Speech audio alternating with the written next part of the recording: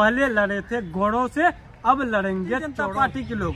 साजिश करके ये लोग पास उनको दे देते हैं, वैसे लोगों को देते हैं जिनको न तो ये संसद से मतलब है, न तो ये लोगों को संसद से कोई काम कोई। सबसे बड़े लोकतंत्र के मंदिर जो संसद है वो सुरक्षित नहीं है, तो देश का जनता पिछले 9 वर्षों में कैसे सुरक्षित हो सकता है? ये कहीं न कहीं निंदनीय और दुर्भाग्यपूर्ण है। लोकसभा में जिस तरह से कड़ी सुरक्षा के बावजूद भी जिस तरह से धुएं का जो ये हमला हुआ है, जो संदिग्ध लोग लोकसभा में घुस गए थे, और जिस तरह से जो चीजें हुई, उस पर आप क्या बोलना चाहेंगे?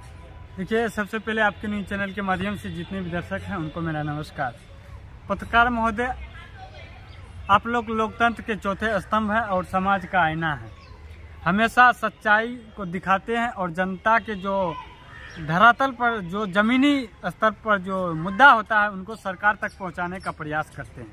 लेकिन आज पिछले 9 वर्षों में भारतीय जनता पार्टी के लोगों ने जिस तरीके से जनता के साथ साथ पत्रकार साथियों के साथ हमला और उनके ऊपर अत्याचार और भ्रष्टाचार कर रहा है, कहीं न कहीं ये देश के लिए और लोकतंत्र के लिए, संविधान के लिए खतरादायक है। पिछले दिनों संसद में जब हमारे नेता, जन जन के नेता, गरीबों के नेता, युवाओं के नेता श्री राहुल गांधी जी जब संसद में थे, सत्र चल रहा था, उस समय भारतीय जनता पार्टी के लोग और उनके सांसद कम थे, तो उसी को ये लोग हमला करने के लिए ये लोग लेकिन ये लोग को ड्रामा, ये लोग तो हमेशा से इस देश में नफरत फैलाने का काम करते हैं ना, इस देश में प्रेम, एकता, भाईचारा को खत्म करना चाहते हैं ना, इस देश की जो गंगा जमनी तहजीब है उनको तोड़ना चाहते हैं ना। तो ये लोग, ये भारतीय जनता पार्टी के लोग जो लगातार कर रहे हैं कि देश हमारा गर्व महसूस कर रहा है, देश विश्व गुरु में नाम आ गया है, हमारा देश आज सुरक्षित है भाई। और ऐसे सरकार को, ऐसे निकम्मी भ्रष्टाचारी बलात्कारी सरकार को हम लोग 2024 में उखाड़ के फेंकने का काम करेंगे।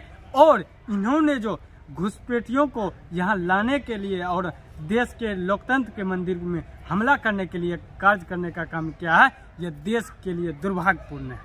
आगामी लोकसभा चुनाव में कांग्रेस अपने आप को किस मजबूत स्थिति में देख रही है? देखिए, पिछली लोकसभा चुनाव में भारतीय जनता पार्टी के लोग और माननीय प्रधानमंत्री श्री नरेंद्र मोदी जी ने देश के युवाओं से, देश के किसानों से, देश के जवानों से वादा किया था कि अगर हमारी पार्टी की सरकार बनेगी तो हम देश में प्रत्येक वर्ष 2 करोड़ युवाओं को नौकरी देंगे।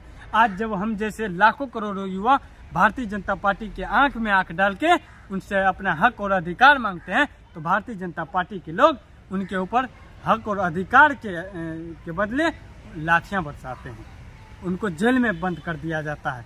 क्या हमारा देश का लोकतंत्र और संविधान यही है? एक तरफ आपके नेता, आपके मंत्री, आपके सांसद और आपके गृह मंत्री देश के युवाओं से वादा करते हैं, दूसरी तरफ आपके कठपुतली पुलिस लाठियां बरसाते हैं। कतई नहीं है।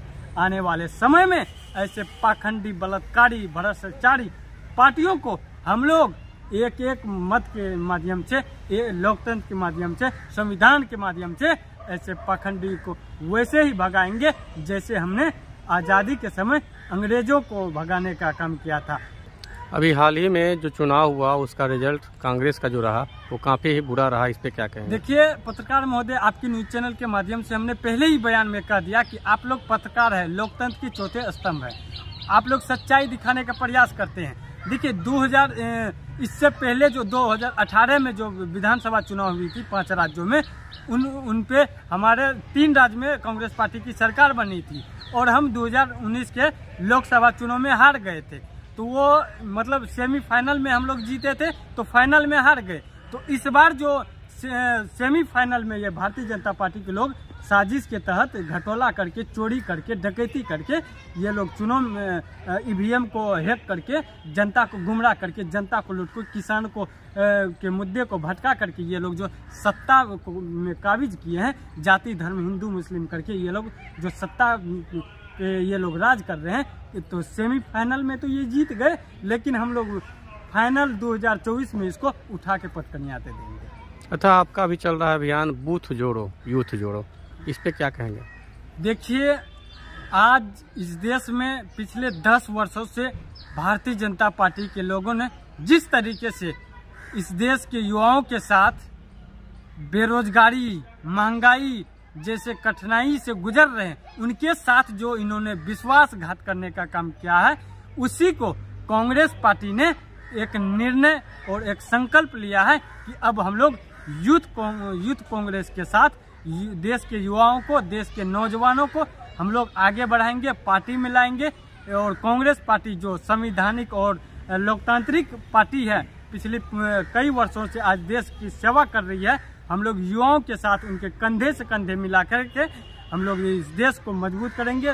किसानों के मुद्दे, युवाओं के मुद्दे, महिलाओं के मुद्दे को ये हम लोग लेके 2024 में पूरी तरीके से पूरे बिहार से, पूरे देश से ऐसे पाखंडी पार्टियों को हम लोग उखाड़ फेंकेंगे। हम लोग फाइनल में कांग्रेस पार्टी की पूर्ण बहुमत की सरकार बनेगी और आदरणीय नेता श्री राहुल गांधी जी इस देश के प्रधानमंत्री होंगे। परिचय दीजिए अपना। मेरा नाम मोहम्मद अजमेर करीम, प्रदेश प्रवक्ता, बिहार प्रदेश युवा कांग्रेस। ठीक।